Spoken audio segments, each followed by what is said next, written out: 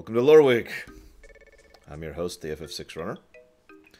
I'll be joining you today with a couple of brief news items. Not a lot of news has really been happening this week, so I don't really have a lot to share with you guys. Where's my drink? There it is. But I do have a couple of things. Hey, Myron. In my little preamble thing here, I wanted to share something that amused me. Hi, Grey Wolf.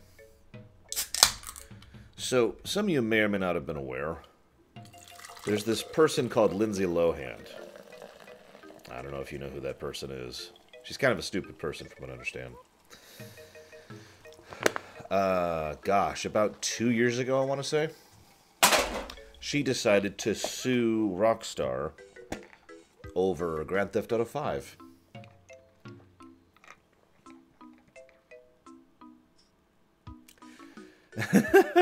Actually, you know what? Why don't we leave that for a real topic? Because there's something we could talk about there. No, I'm not really much one for pranks, but I will say, ow. So I've discovered a series of games called SteamWorld Dig. These aren't exactly new games. They've just only recently come across my thing, and it's awesome. I really love it. That's all I'm going to say about it. For those of you not aware, we have basically... So this is kind of new, but we've basically opened the door to requests for premiere runs. Now, premiere runs still have to be funded. That's still how that works. But nevertheless, when if anybody has any premiere run suggestions that are not already on the premiere run list, and it's a pretty big list right now, you are more than welcome to suggest that. Right now, just as a glance, good lord, let's look at this premiere run list, shall we? Look at this. So we've got, here's the games that are already funded and just need to be scheduled, mostly because some of these don't have release dates and some of these we're not sure we're going to put. So these are the ones that are funded. The Guild 3, Celeste, Kingdom Hearts 3, Dragon Quest 11, Mega Man 11, MechWarrior 5 Mercenaries, Tropico 6, The Last of Us Part 2, Battletech, Darksiders 3, and Vermintide 2.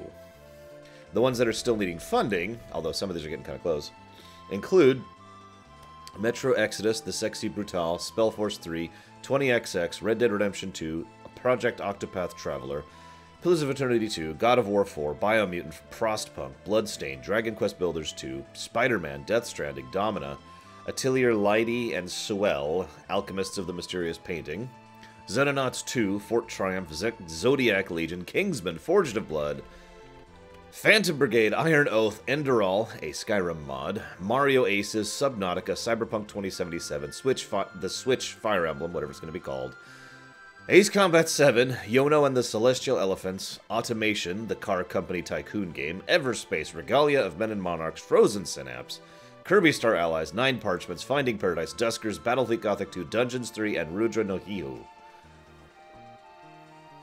Okay. It's a big list, is what I'm trying to say. And you can find it on my website. Website. Still trying to figure out a way to do a website emote. Haven't really decided anything like that.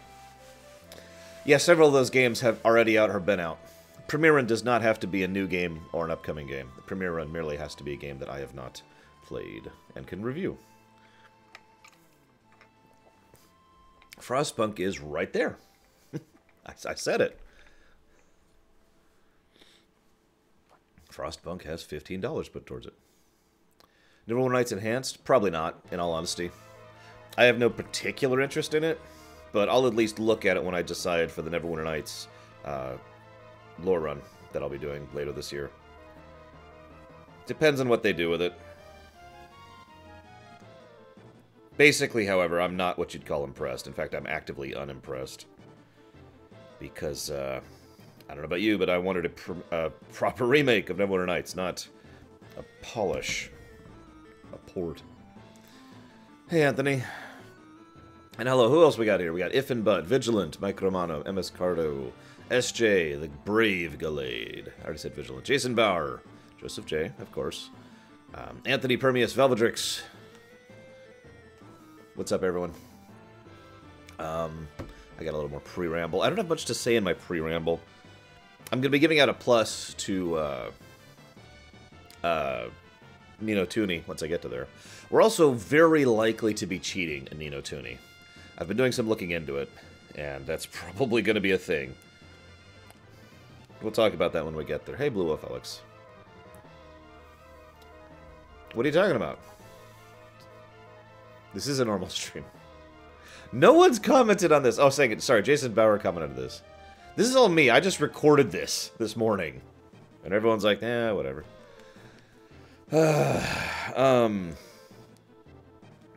You know what probably doesn't qualify as real news?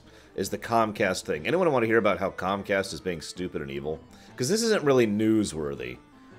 But it is something that is just... I wanted to share with you. So, David L. Cohen called for a ban on paid prioritization for internet services. With a limited exception of services that might benefit customers.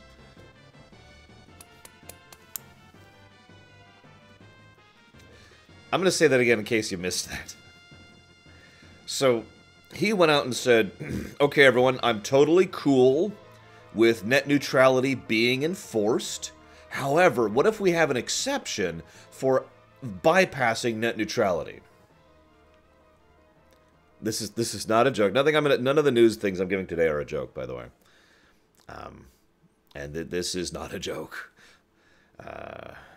The exact quote is, how about if we agree to a prohibition on paid prioritization and have a limited exception created in some way for this concept of specialized services? There is a recognition that something might come along that is not anti-competitive, but is pro-consumer, that is a specialized service available not to every user of the internet, and that would be in the consumer's interests and the public's interests.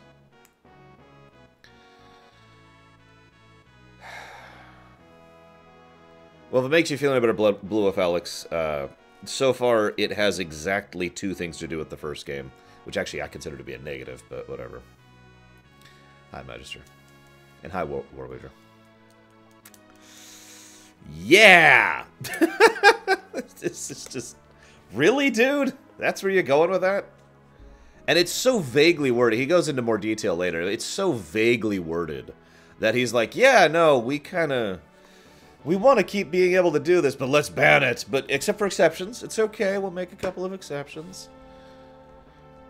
And then he pulled his hand out of Ajit Pai's ass, and Ajit Pai... Look, I don't like to be crass, but Ajit Pai can go burn. I don't even know if I'm saying his name right, and frankly, for once, I don't care, because screw him. So let me explain something really quick.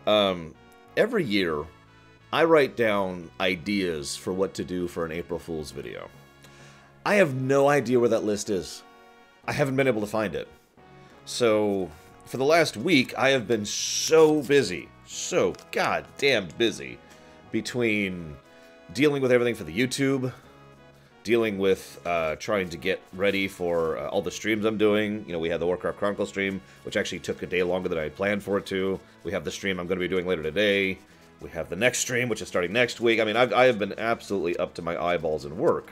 So I haven't really had a lot of time to think about April Fools and come up with something new. And the timing of this is terrible. It's Sunday, so it's Loreweek.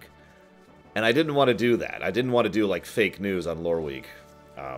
The only kind of April Fools I would have accepted for Loreweek is if I had an announcement to make, and I would make it, and then everyone would be like, you know, without confirming it, so that people are like, oh my god, it's April Fool's, and then it would actually be a real announcement.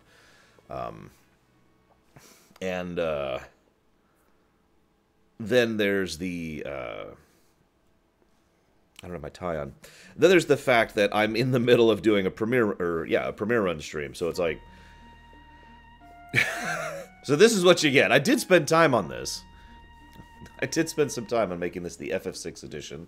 Because we all know all I care about is FF6, right? Like, that's everything I care about. There is nothing to me other than FF6.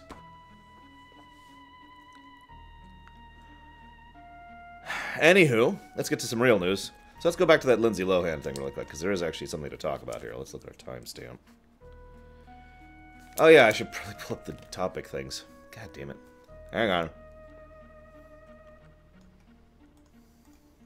No.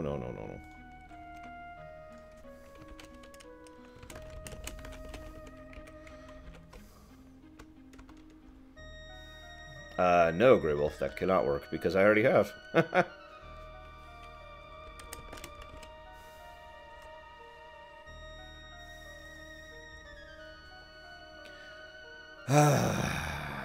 So Lindsay Lohan... Oh, I could do Kefka really well, but I gotta get in the zone on that. Lindsay Lohan sued Grand Theft Auto 5, sued Rockstar Games about 2 years. Actually, I guess we're approaching the 3-year mark, but it's been about 2 years. And she said it for defamation because, oh my god, how dare they try to use my likeness without my consent. Now, for those who don't remember, there is a single quest, it's a side quest, in Grand Theft Auto 5. I actually did this on camera when I was streaming Grand Theft Auto 5. And it was a quest where you play a paparazzi trying to get pictures of an actress and being like, ha ha ha, you know. And she was in the middle of some scandalous sex thing, of course. And that's it. Now, she stated that was her, but not with her permission. So the courts ruled against her. So then she put it up to the, oh god, I can never remember the proper name of this, but it's like the in-betweeny court. It's the appellate or something like that, who ruled against her. So then she kicked it up another step to the New York Supreme Court, who ruled against her, and then she put it all the way up to the Court of Appeals, the Court of Appeals, who ruled against her.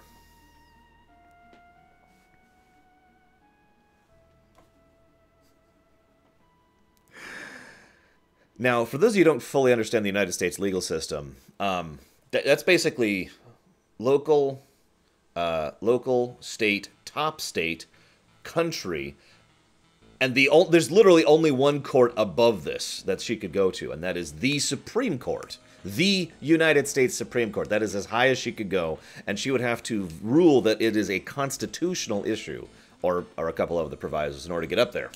Everything is news, Max Time. Don't worry, I am going somewhere with this. God, you're so negative, Max Time. What the hell? You want me to just talk about FF6 all day? So there's this guy named Kefka, right? He's the best villain of all of fiction ever. No, seriously, though. The reason this is news is because, first of all, it's very satisfying to see someone like this idiot lose. And I'm sorry to say that, but it is absolutely satisfying to see that. Screw her, and screw her stupid face. Second reason this is news is because a precedent has been set by the New York Supreme Court. And that precedent is... shoot, I meant to write down the exact wording. I'm sorry. I've been so busy this morning. The precedent is something along the lines of the fact that a video game caricature or an avatar can function as a visual representative legally of a real-life celebrity. To explain what I mean by that a little bit, let's say I made a video game with Donald Trump in it, and I decided to make fun of Donald Trump in that video game. Because of this precedent that is now set, that would now be legally equated to directly making fun of Donald Trump.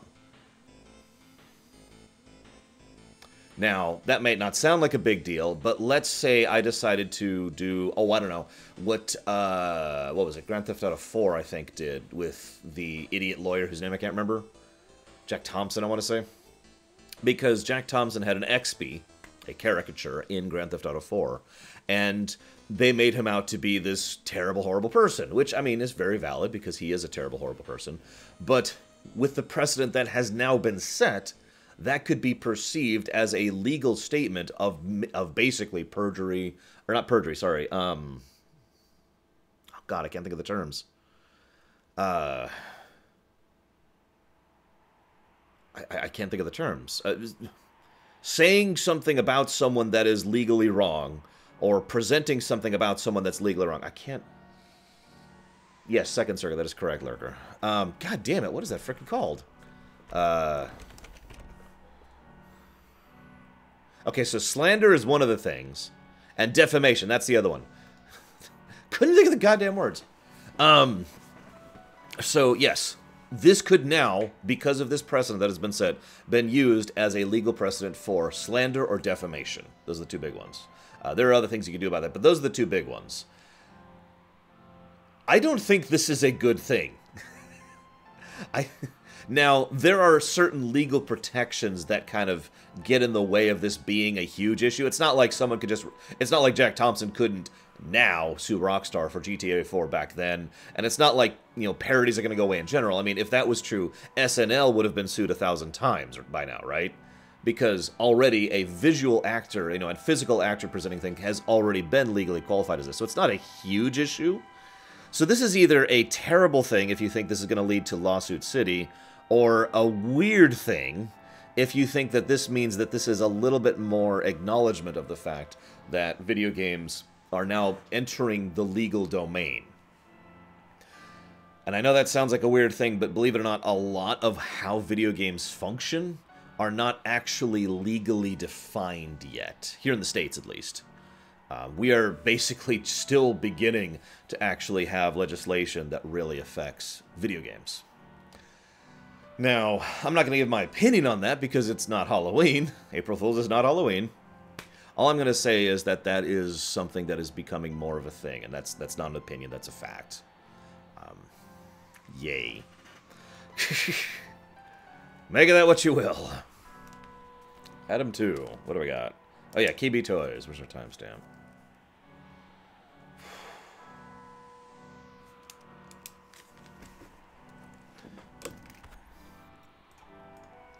How many of you have ever even heard of KB Toys?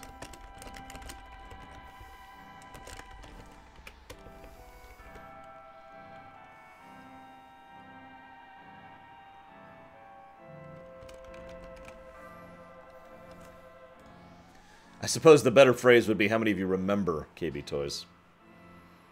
Anyone remember KB Toys? They died a while ago, and I mean a while ago.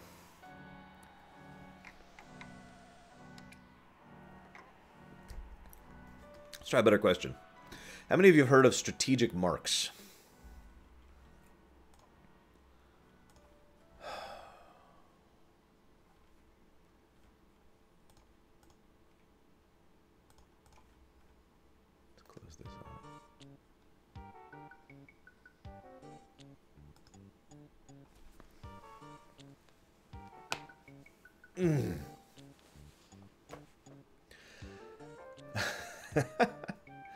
Strategic Marks is a company that... They're a money company. This is a massive summary. That's why I hesitated for a second there. They're a money company who buys into physical distribution centers. They have quite a few other places already. In fact, let me see if I can find that list I was looking at earlier.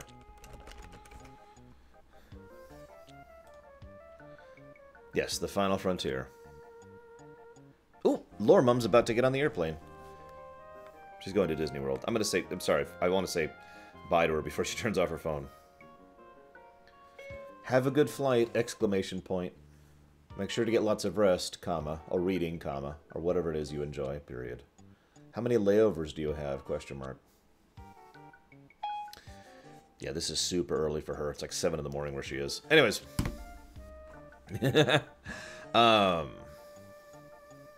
So, anybody ever heard of Spencer Spirit Holdings, as in Spencer's Gifts, or the Go Retail Groups, or Party City? Anybody heard of any of these people? All of these groups have been companies that are basically the only reason these companies are still financially solvent is because of Strategic Marks. Strategic Marks, like I said, they're a money company, but they are a specific money company trying to keep physical media outlets existing. Now, when I say physical media outlets, I'm using a vague term on purpose because it's about selling physical goods, a retailer, basically. Specifically in the lines of, like I said, Party City, which is party supplies, the end. Obviously, Spencer's Gifts is exactly what it sounds like. If you Google Spencer's Gifts, it'll be pretty obvious. I'm failing at words this morning, forgive me. Now, this is important because for those of you not aware, physical outlet media like this, physical retailers like this have been kind of inch by inch fading away over the years. For the most part, some of the larger physical outlets like, say, Walmart are fine, but that's because Walmart actually isn't just one particular type of retailer or outlet. Most specific specialist places have been having more and more issues. Now, for those of you not aware, Toys R Us is shutting down. I talked about that already. And that brings us to KB Toys. Now, KB Toys actually came back about 2 years ago. I know that sounds weird. KB Toys was bought out by Strategic Marks. Now, you might be like, why is that news now if they did it 2 years ago? Because now Toys R Us is shutting down. See, this is actually kind of brilliant in its own right, presuming that the financial reasoning is secure, which is a gamble at this point. Let me take a step back. What they're doing is they're saying, well, Toys R Us is shutting down, and a lot of people were already producing additional toys and other physical products that were going to go to the Toys R Us's for the year. You know, the yearly shipments. They've already been in contact with at least 2 companies that I've been able to find, Hasbro and Mattel. And those toys are just sitting in warehouses right now. Having already purchased KB Toys, and basically sitting on it and slowly getting some infrastructure and some real estate stuff settled, what they're going to do, now that Toys R Us is clunk, they're basically going to try and slot right back into the same gap Toys R Us used to have in the market. And grab all of that additional surplus of supplies and then start selling it themselves. Now, whether or not this will work is, as I said before, basically a gamble.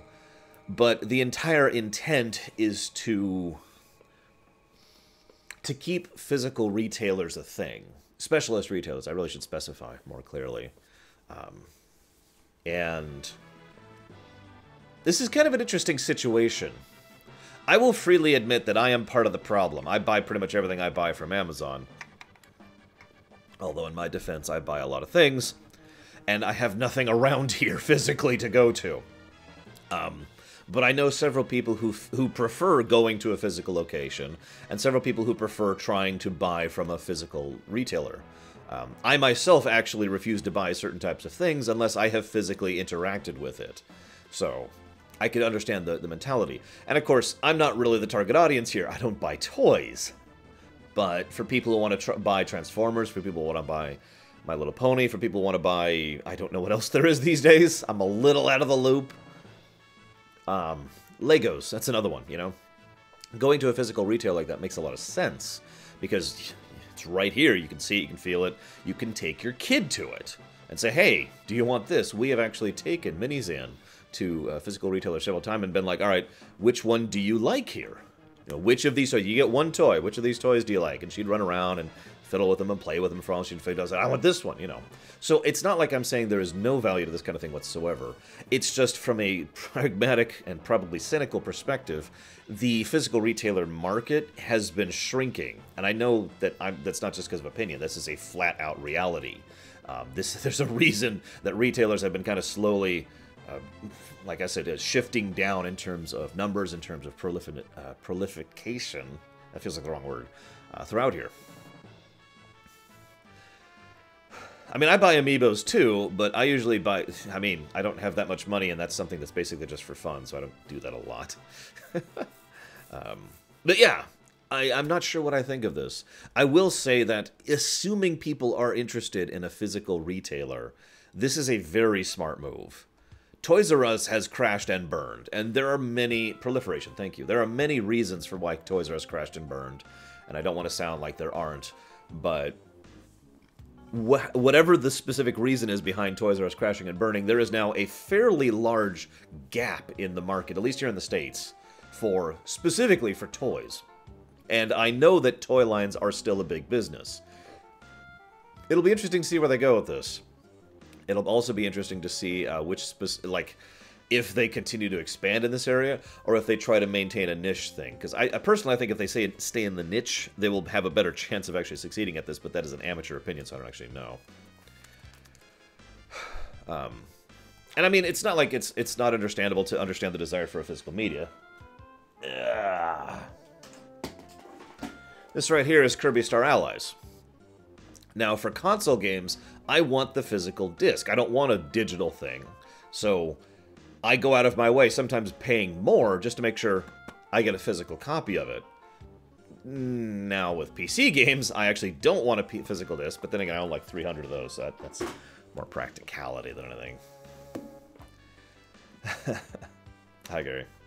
Now, the next thing I want to talk about is space. Anybody out there like space? Specifically, SpaceX. Da-na-na-na. Plot twist.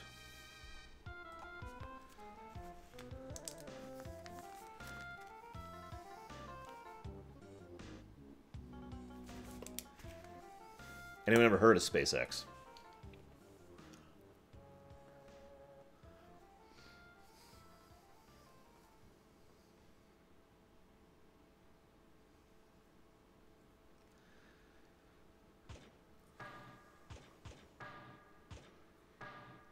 Yeah, that's true, Gallade.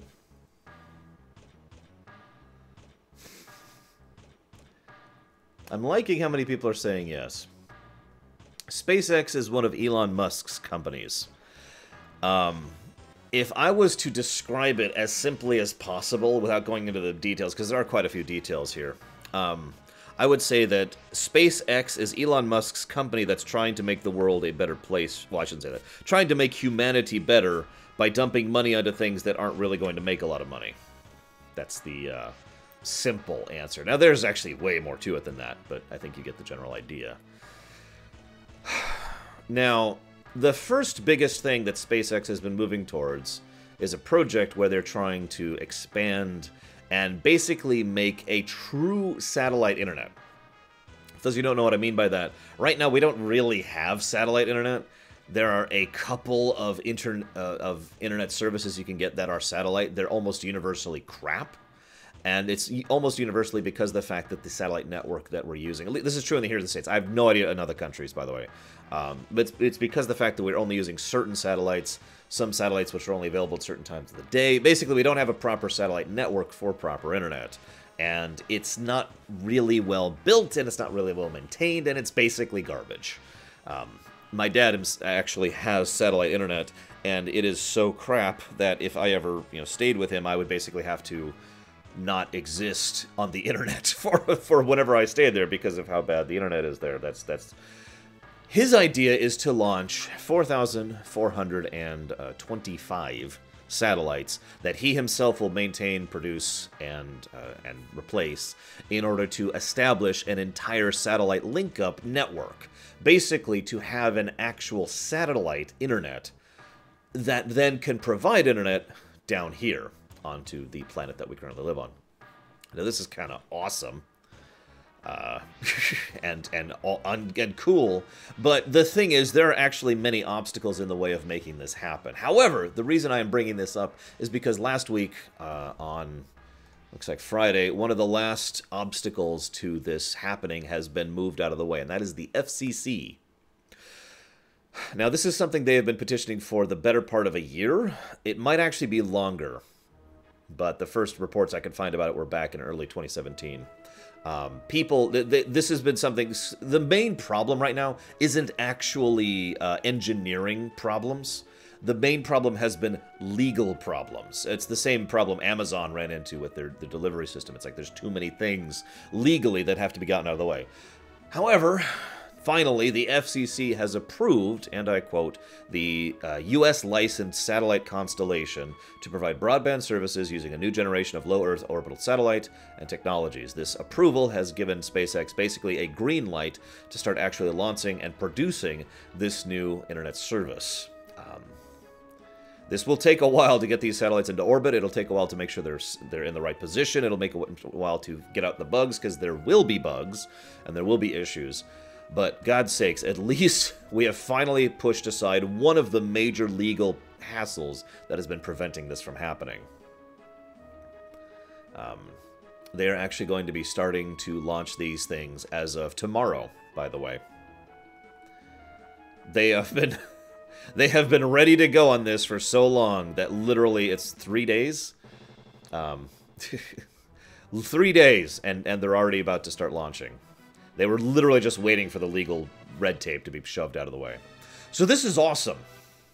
this also has the biggest potential, like actual, real, no really, this could actually happen, not just it'd be cool, potential to shove aside the monopoly that most of the internet providers, ISPs here in the States have. Now, it is worth noting this is still a United States-centric thing, because legality, they just now got rid of the legality, some of the legality issues here in the States. They're going to have to basically repeat that process for any other countries they want to release this into. But that is the goal. That is the long-term perspective. Well, they're all terrible questions, Gary, so what's the problem?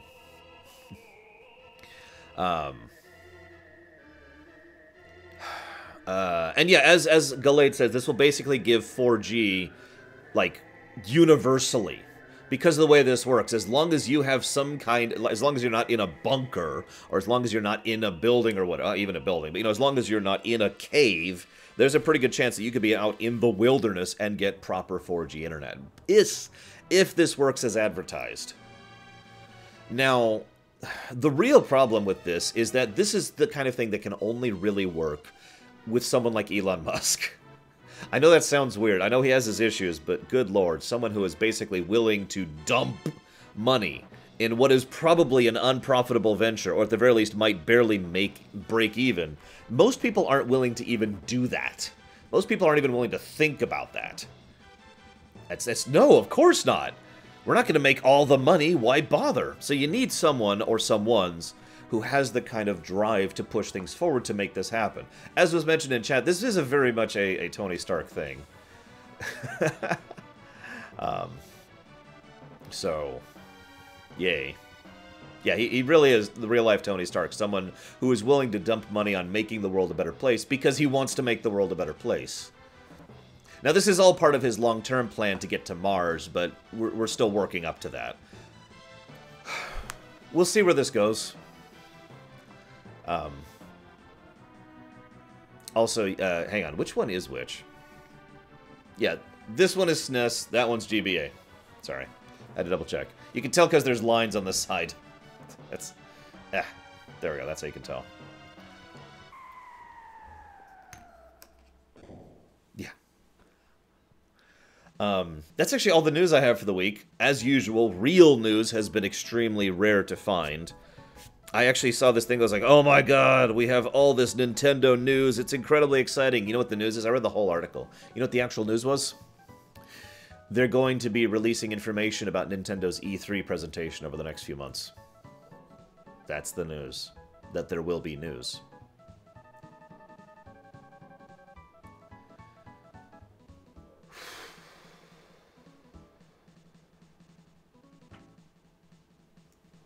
Anyways. Also, according to the dog who lives here, there's also other dogs in the world. Did you know that, guys? That's all I got. Let me double check my other notes, but I'm pretty sure I don't have any other news. Pretty sure. Yep, nope, that's it. Although, what in the world? I am also thinking about doing something new at some point in time called Exaltations. It's an idea that it's been bouncing around in my head for a while. It's not going to happen anytime soon. The idea is, you know, we've got Ruminations, we've got Lamentations, and then we've got Exaltations, which are, you know, top of the list. And it'd basically be an attempt to rebuild my top 30 list, except I'll have a new term for it. Rather than calling it my top 30, I'll call it my Exaltations. What do you think? Why is there a white speck on this GIF? Because it's pronounced GIF. Anyways. Graphics, right? That's how you're supposed to say that. Anyways, that's all I got. Loreweek recording off.